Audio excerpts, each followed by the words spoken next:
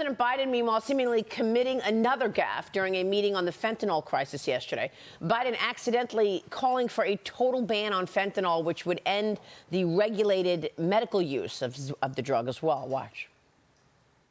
I also urge Congress to permanently make fentanyl and related substances Schedule I drugs, and to take that action to help limit the distribution of pill presses and close the loopholes that exist now for small shipments of fentanyl. However, the White House is telling the New York Post that this was not a mistake by the president because he was thinking about street fentanyl while making those comments. The latest confusion from Biden coming days after he celebrated his 81st birthday. Biden even joked about his old age online, posting this photo of him and his birthday cake, saying, oh, it turns out when your 146th birthday, you run out of space for candles. Okay. Then former President Trump released a letter from his personal doctor on Joe Biden's birthday. President Trump's doctor said that Trump is in excellent health and called his cognitive exams exceptional. Joining me right now is North Carolina Congressman Greg Murphy. He is the co-chair of the GOP Doctors Caucus, a doctor himself. Congressman, thanks very much for being here this morning. How would you compare the two leaders, Joe Biden and Donald Trump, when it comes to these cognitive abilities and general health? You know, Maria, I think we're centering too much on Biden's age. It's really more his incompetence. Yeah. You know, I have plenty of 81-year-old patients that are sharp as can be. And tell your co-host, by the way, that not all politicians are sleazy. I'm a surgeon. I'll go back to my day job.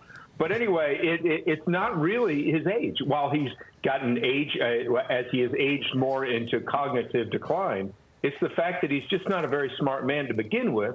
And then we add the age factor and the mental status factor, and that's really the difference. You know, President Trump, you know, some people don't like his demeanor and his mean tweets or whatever, but he's upstairs.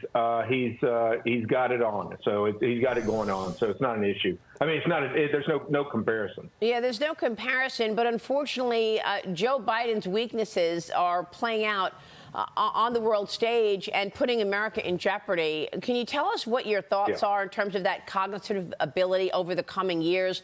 Isn't this a situation that worsens over time? And he wants to run for president again for another 4 years. This is absolutely absurd. And Maria, think about what's happened during his presidency. We've now absolutely emptied our strategic petroleum reserve. We've allowed Iran to go from 4% being centrifuged uranium now up to 60%, getting very, very close to a bomb. And we've skyrocketed the number of individuals who've come across our borders that we even know about who are terrorists. So again, he's not a smart human. And then as we move forward, his cognition is declining further and further and further. And you can only hide in so many basements. You're right. Another issue we want you to cover and get your take on, this new warning about a potential terrorist threat in the United States. CBS News is acquiring an intelligence report which says violent extremists will look to attack against targets in the West, with New York State being a focus. The report also warning that terrorists could be targeting protests, group gatherings, and other public events. Congressman, we were worried about this, certainly before the Hamas war, but even FBI Director Christopher Wray says that has taken it to, quote, a whole nother level. So what are you expecting in the way of terrorism in America?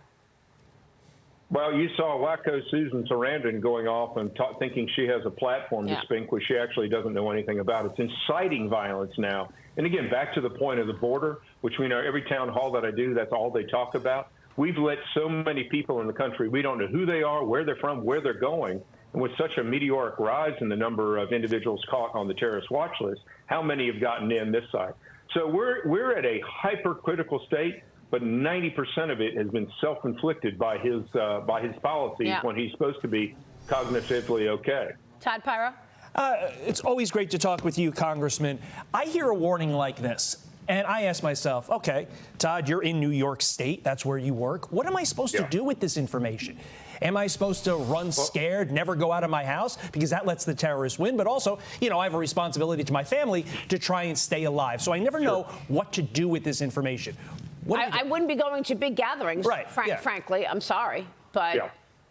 I can't disagree with that. You don't want to run scared because that's what the terrorists want. And you can't live your life afraid. That's what the Democrats wanted us to do during the entire pandemic, run from fear, from fear, from fear. That said, it's always to be as much as you can, alert of your surroundings. Good Lord, all my years of martial arts, that's what they always taught you. Be aware of your surroundings. That said, if you're in a big group, God forbid on Times Square, somebody could sneak in with a backpack and have a dirty bomb in there, and you'll kill hundreds of thousands, if not millions. Wow. It's a very, very challenging time in the world right now, and Biden has made it much more dangerous. Adam. Thank you, Maria. And Doctor, if I may call you Doctor, you know my view on politicians. Thank you for granting me a moment. One of the things that I wrestle with is trying to see the beloved Republican Party so shattered, whether it's Freedom Caucus at one side or everyone else on the other. When are we going to see Republicans actually come together and work as a team the way Democrats work as a team?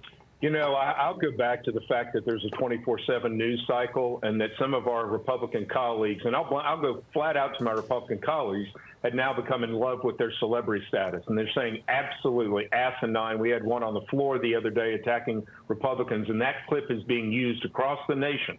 You know, these people need to grow up and stop chasing the camera, stop putting makeup on their face in the morning, and actually understand the world doesn't revolve around them, and that their vote is one vote. It doesn't matter any more than my vote. And it's fractured us. And if we end up in the minority next year, it's absolutely rests on the failure of these particular individuals, not our Republican policies, but these particular individuals for causing it. Well, that's a great point that you make, Congressman, and I know it's been quite difficult. By the way, do you want to take that back, that all politicians are not sleazy right now? I'll take that back, Maria. He's gonna take I think we've got I'm a it. surgeon. I'm just a surgeon who dabbles in politics. You have, so it's all you have good. effectively There are some sleazy stomped out the notion. But before you go, Congressman, I want to get your take on this. Republican lawmakers are calling for an investigation of an air base in North Dakota after service members received a text warning that the text warned them to stay away from a Turning Point USA rally featuring a pro-Trump speaker. House Armed Services Committee member Corey Mills posted on X, Air Force Base in North Dakota warns airmen not to attend rally featuring pro-Trump Tyler Bauer or risk jeopardizing military career. This command should start preparing for an Armed Services Committee hearing investigation now. A spokesperson for Minot Air Force Base told Fox News Digital it was an unofficial message, Congressman. Where did this message come from? Is this the White House trying to spread hate around Trump and any Trump supporters? How is this possible that it got to those Maria, airmen? it gets back to what has happened. It's what's gotten back to what's happened during the Biden administration. It began in Afghanistan, the politics now involving the military. We always knew it did on some extent. But the fact that General Milley and General Austin did not resign when Biden wanted to go into actually remove everybody from Afghanistan. And all the branches have gone woke. I think the Air Force may be more affected. I tried to get a young girl in the Air Force Academy, in the Air Force the other day. I'm a physician. I take care of her problem. They wouldn't let her in, who had to take one pill a day, but they're going to let transgenders in that have to take multiple pills, multiple shots, multiple surgeries, and then psychiatric care all the time. So it's absolutely gone woke. This message does not surprise me, and it's put our military readiness at severe risk. Yeah, and you also see the Pentagon right now spending on woke services, Congressman. It's just incredible what's going on at the Pentagon during probably one of the most dangerous periods America has faced with aggression from China, aggression from Russia, and beyond. Congressman, thanks very much. It's good to see you this morning. We appreciate your leadership, sir. Thank you.